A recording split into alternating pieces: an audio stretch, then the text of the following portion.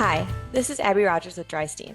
In this video, I'm going to walk through everything you need to have on hand and know in advance for a smooth installation of the single dispersion tube. Let's start with the tools and supplies you will need. Basic hand tools, a set of nut drivers or a drill with driver bits, condensate drain and steam hose, tubing or pipe and fittings, and of course, the single and multiple inline tube piping instructions. Now we'll walk through the components and connection points you'll be working with during installation.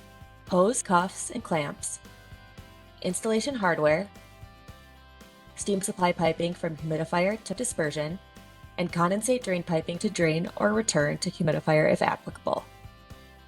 Before you head out to the installation site, here are some things you should verify.